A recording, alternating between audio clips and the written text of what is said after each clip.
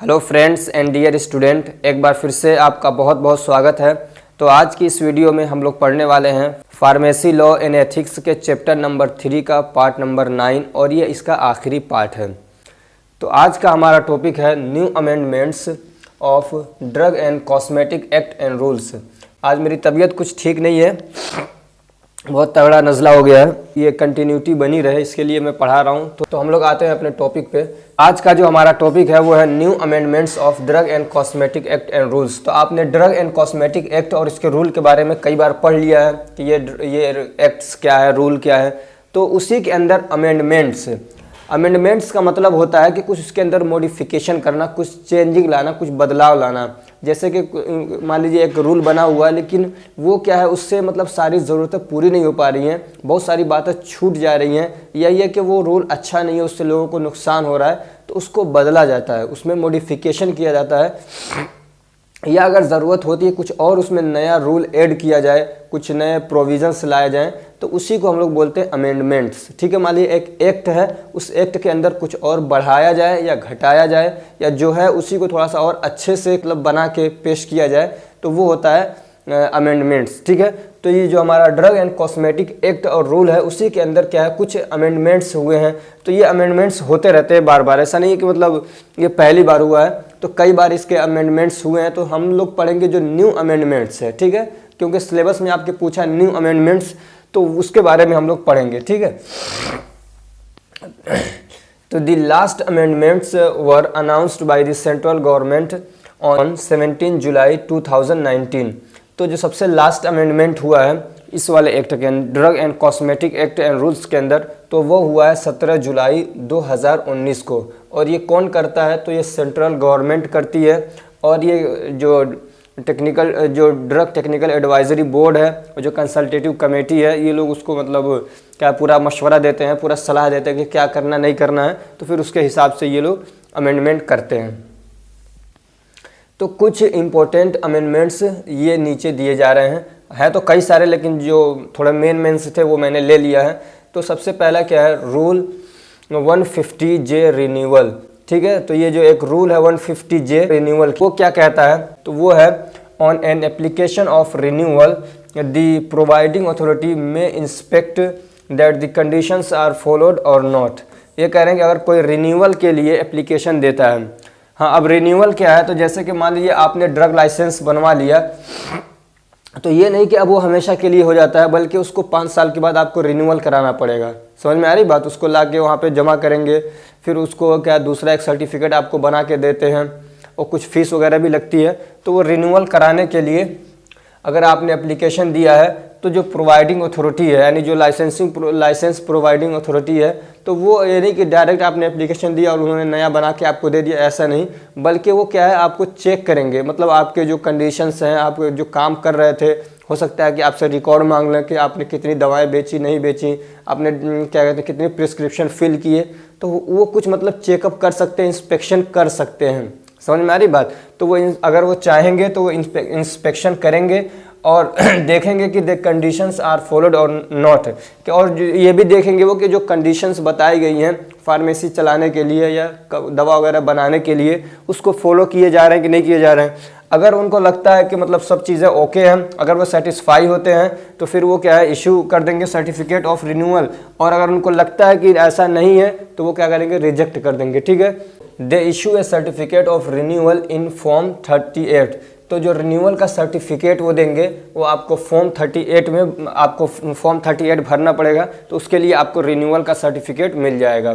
दूसरा एक अमेंडमेंट है, वो है in form 24C renewal provisions have been added for homeopathic medicine. एक क्या नई बात ऐड की गई, एक नया प्रोविज़न ऐड किया गया जो पहले नहीं था इस एक्ट के अंदर।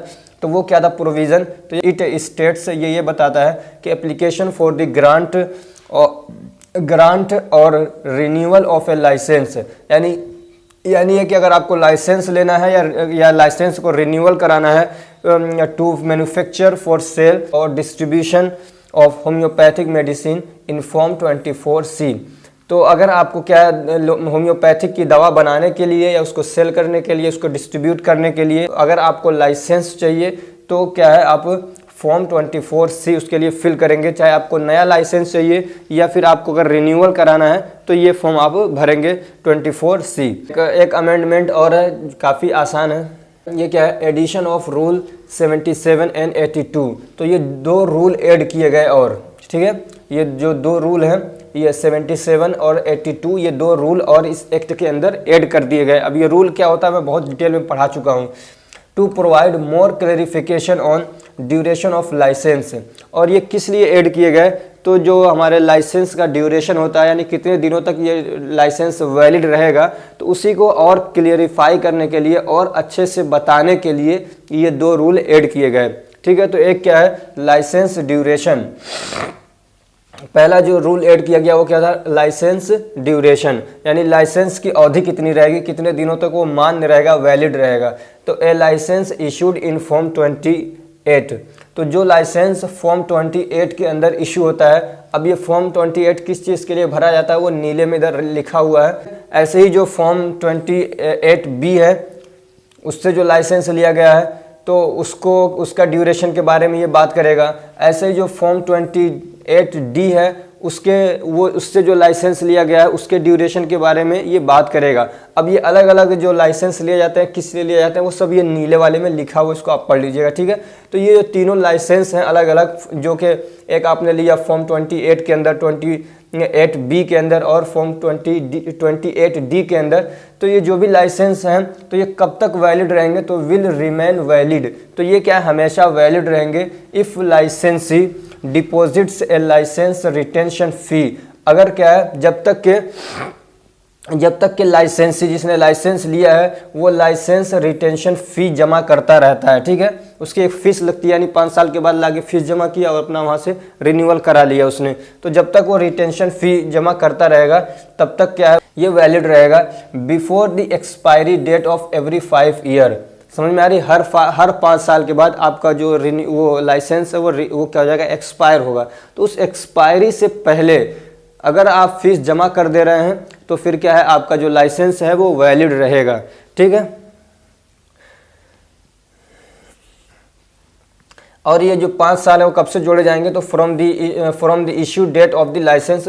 तो जब से लाइसेंस इशू किया गया है उसके 5 साल के अंदर, 5 साल के बाद आपका वो एक्सपायर होगा, तो उसके अंदर अगर आप जाके इसका जो फीस है वो जमा कर देते हैं, उसको बोलते हैं रिटेंशन फ़ी। यानी अपने लाइसेंस को बाकी रखने के लिए फ़ीस जो दी जाती है उसको बोलते हैं रिटेंशन फ़ी। तो रिटेंशन फ़ीस आप अगर जमा कर देते हैं 5 साल के अंदर यानी एक्सपायर होने से पहले, तो आपका क्या है, वो जो लाइसेंस है वो वैलिड रहेगा हमेशा, अनलेस इट इज़ सस्पेंडेड और cancelled by the licensing authority. और कब तक रहेगा वो वैलिड, जब तक कि आपका जो लाइसेंस है उसको सस्पेंड न कर दिया जाए या कैंसिल न कर दिया जाए किसी लाइसेंसिंग अथॉरिटी के ज़रिए से। सस्पेंड और कैंसिल तकरीबन मिलते जुलते मतलब वर्ड्स हैं। सस्पेंड में ये भी हो सकता है कि मतलब 2-4 महीनों के लिए, 2-4 साल के लिए सस्पेंड कर दिया गया कि आप इतने दिनों तक काम नहीं कर पाएंगे। और कैंसिल का मतलब ये कि हमेशा के लिए उसको रद्द कर दिया गया। इफ़ द लाइसेंसी fails to pay the licence retention फ़ी। और अगर जो लाइसेंसी है वो फीस जमा नहीं करता है, रिटेंशन फ़ी को क्या है, जमा नहीं करता, वो फेल हो जाता है डिपॉजिट करने में, पे करने में, फॉर द ड्यू डेट। जो ड्यू डेट है यानी जो समझ लीजिए उसको बताया गया कि इतने दिन है, तो जो टाइमिंग है असल उससे ड्यू डेट से पहले, यानी जो एक्सपायरी डेट है उससे पहले अगर नहीं करता है तो फिर क्या होगा, the licensee will have to pay the fee plus a late fee 2% of the retention fee per month for the next 6 month. तो अगर मान लीजिए आपका एक्सपायरी हो रहा है और आपने फ़ीस जमा नहीं की, तो ये कह रहे हैं कि अगर अगले महीने में आप जमा करने जा रहे हैं तो जो फ़ीस है वो भी देंगे और एक जुर्माना भी देंगे। जितना आपको फ़ीस देना है, मान लीजिए 2000 देना था तो उसका 2% और आप उसको क्या है मिला के उसमें देंगे। यानी मान लीजिए आपको 2000 देना था तो 2% कितना हो जाएगा, 20 रुपये और आप उसको बढ़ा के देंगे। ठीक है, और ये 6 महीने तक इस तरीके से होगा। मान लीजिए अब आपने 2 महीने नहीं दिए तो अब 4000 रुपये हो गए, तो उस 4000 रुपये के 2% देंगे। After which the licence will be presumed to have been cancelled in case of non payment of the fee. और 6 महीने हो गए और आपने फिर भी फीस नहीं जमा किया तो अब आपका लाइसेंस कैंसिल कर दिया जाएगा। समझ में आ रही बात, 6 महीने तक तो आपको लेट फीस के साथ कुछ पेनल्टी लगा के आप दे सकते हैं, लेकिन उसके बाद अगर 6 महीने हो गए, आपका लाइसेंस एक्सपायर हो गया, 6 महीने तक आपने फ़ीस जमा नहीं की, तो फिर क्या हो जाएगा, आपका जो लाइसेंस है उसको रद्द कर दिया जाएगा। अब दूसरा वो एक नॉर्मल तरीके का था। अगर ऐसे ही क्या लोन लाइसेंस के बारे में भी ये रूल ऐड किया गया था, तो जैसा कि सेम उसमें था ना, सारी चीज़ें इसमें उसके अंदर भी है, कोई फ़र्क नहीं है, ठीक है। जैसा कि आपने देखा था उस वाले लाइसेंस के अंदर, ऐसा ही जो सेम बात है, सेम चीज़ें इसके अंदर, सेम कंडीशन इसके अंदर है लोन लाइसेंस के अंदर के। लोन लाइसेंस का जो ड्यूरेशन है उसके अंदर, ठीक है, तो इसको पढ़ाने की ज़रूरत नहीं है, जो भी बातें थी सेम वही इसके अंदर भी हैं। अब एक टॉपिक और रह गया था जो पूछा नहीं है लेकिन काफ़ी इंपॉर्टेंट है इस सिलेबस के हिसाब से, वो है offences and penalty regarding the sale of drugs. यानी आदमी जो दवाएं सेल कर रहा है तो उसमें वो गड़बड़ी भी तो करता है, बहुत सारी कंडीशंस बताई गई हैं सेल के रिगार्डिंग। तो मान लीजिए कोई दवाएं गलत बेच रहा है, मिस ब्रांडेड दवाएं बेच रहा है, या क्या कुछ गलत वारंटी दे रहा है, तो इस टाइप की जो वो गलतियाँ कर रहा है तो उस पर कितना जुर्माना उसको देना पड़ेगा, ठीक है। तो सेल, स्टॉकिंग, एग्जीबिशन और offer for sale of drugs which may cause death और सीरियस हार्ट। ये कह रहा है कि वो दवाएं जो कि मौत का कारण बन सकती हैं या कोई मतलब सीरियस बीमारी कॉज करती हैं, कुछ सीरियस हार्ट करती हैं वो, तो उनको सेल करना, उनको स्टॉक करना, उनका एग्जीबिशन करना यानी नुमाइश लगाना बेचने के लिए, या ऑफर फॉर सेल करना ऐसी दवाओं का, तो उसका अगर ऐसा कोई करता है तो उसका क्या पेनाल्टी लगेगी। तो imprisonment from 5 years to life, तो 5 साल से लेकर उम्र कैद तक की उसको सज़ा हो सकती है। समझ में आ रही बात। अगर ये कोई करता है यानी ऐसी दवाएं जो कि मतलब जो मौत का कारण बनती हैं या तो फिर क्या सीरियस मतलब डैमेज करती हैं वो, तो उसमें उसको क्या पेनाल्टी लगेगी। तो उसको क्या है, imprisonment from 5 years to life, यानी 5 साल से लेके पूरी ज़िंदगी यानी उम्र कैद की सज़ा उसको मिल सकती है। And fine of not less than 10,000 rupees, और 10,000 रुपयों से कम का फ़ाइन उस पर नहीं लगेगा, ठीक है। 10,000 से कम का फ़ाइन उस पर नहीं लगेगा। ऐसे ही अगर कोई क्या है स्प्यूरियस ड्रग के बारे में ये सारे काम करता है, सेल करता है, स्टॉक करता है, ठीक है। अगर स्प्यूरियस मतलब जो घटिया किस्म की दवाएं हैं, जो मतलब लो क्वालिटी की हैं, बहुत ख़राब दवाएं हैं, तो उसको क्या है इम्प्रिजनमेंट ऑफ 1 to 3 ईयर्स, 1 से 3 साल का उसको क्या है उसको जेल हो सकती है, ठीक है। 1 से 3 साल क्या है उसको कैद हो सकती है, जेल हो सकती है। And fine of up to 5,000 rupees on first conviction. तो अगर पहली गलती कर रहा है, फर्स्ट मर्तबा उसने ये गलती की है, तो 1 से 3 साल का क्या है उसको मतलब जेल हो सकती है, या और 1 से 3 साल की जेल हो सकती है, जेल होगी, और क्या है 5,000 रुपये उसको जुर्माना देने पड़ेंगे फर्स्ट टाइम पे।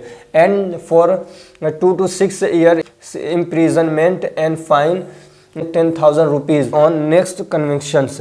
और अगर दोबारा वो गलती करता है तो 2 से 6 साल की उसको सज़ा हो सकती है, और क्या कहते हैं, और 10,000 रुपया उसको क्या है फाइन लग सकता है, ठीक। ऐसे ही मतलब रूल और रेगुलेशन बताए गए हैं हमारे मतलब इस एक्ट के अंदर, जो प्रोविजंस हैं, जो कानून है, उसके अगेंस्ट जाके कोई काम करता है। अब इसमें तो 1-2 एग्जांपल दे दिए गए, लेकिन कोई भी काम उनके अगेंस्ट जाके वो कर रहा है, यानी कोई सेल कर रहा है, बेच रहा है, ऑफर फॉर सेल कर रहा है, जो रूल और रेगुलेशन बताए उनके कॉन्ट्रावेंशन के अंदर, उनके अगेंस्ट जाके, तो क्या होगा उसको क्या है 1 से 2 साल की सज़ा होगी। लेकिन अगर दोबारा वो करता है सब्सिक्वेंट मतलब फिर उसको दोबारा से वो करता है, उसके बाद अगर वो करता है वही गलती, तो 2 से 4 साल की उसको सज़ा हो सकती है, या तो फिर 5,000 का फाइन लगेगा। यहाँ पे या है, याद रखिएगा, इसमें दोनों हो सकता है, और इसमें इनमें से कोई एक सज़ा उसको दी जाएगी, या तो जेल होगी या तो 5,000 का उसको फाइन लगेगा।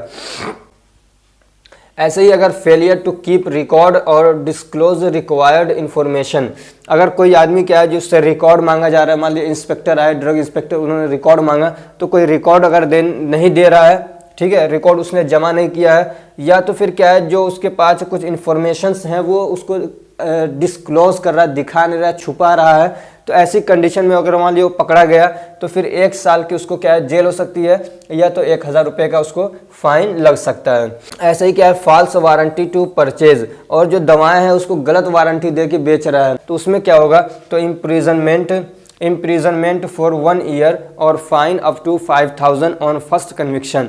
तो पहली मर्तबा अगर उसने इस तरह की गलती की है तो उसको 1 साल की जेल होगी, या तो फिर 5,000 तक का उसको जुर्माना होगा, या तो 1 साल की जेल या 5,000 तक का जुर्माना फर्स्ट कन्विक्शन पर, फर्स्ट गलती पर, ठीक है।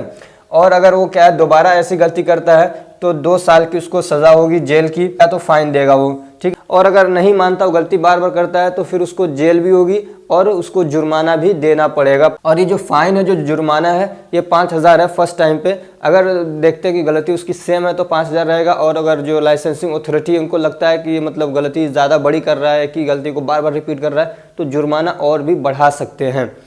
तो ये जो आपका टॉपिक था और ये जो चैप्टर था, चैप्टर नंबर 3, ये यहीं पे कंप्लीट हो रहा है। इसकी जो पीडीएफ है, ये पूरी पीडीएफ एक साथ में मैं अपलोड कर दूंगा टेलीग्राम के ऊपर, तो आप वहाँ से जाके उसको ले लीजिएगा, ठीक है। और इसकी जो पीडीएफ है इसको मैं डिस्क्रिप्शन में दे दूंगा। कई सारे पीडीएफ मैं नहीं दे पाया हूँ जैसे और वीडियोज़ के अंदर, तो वो सबको मैं एक साथ में, समझ में आ रही, पूरे चैप्टर की जो मतलब पीडीएफ है एक साथ में मैं टेलीग्राम पे डाल दूंगा। आप लोग वहाँ से जाके उसको ले लीजिएगा। अगर आपने टेलीग्राम ग्रुप ज्वाइन नहीं किया तो उसको कर लीजिए, इसलिए कि मैं चैप्टर वाइज ये सारे पीडीएफ को वाइट बैकग्राउंड के अंदर उस पर अपलोड कर देता हूँ। आप वहाँ से जाके ले लीजिएगा। एक चीज़ बच्चों को बहुत ज़्यादा दिक्कत आती है कि वहाँ जाने के बाद पूछते सर पीडीएफ कहाँ है, कैसे ले हम। तो जब आप टेलीग्राम ज्वाइन करेंगे तो सबसे जो ऊपर वाला जो लाइन होती है, जिसको हम लोग टाइटल बार बोलते हैं, तो ऊपर आपको लिखा हुआ मिलेगा SR फार्मेसी, ठीक है। तो उस पर जब आप क्लिक करेंगे, इस पर जब क्लिक करेंगे तो आपको नीचे यहाँ कई सारी चीज़ें देखेंगी। यहाँ पे लिखा रहेगा मेंबर, ऐसे ही एक जगह एक चीज़ आएगी, उसमें होगा फाइल। क्या होगा?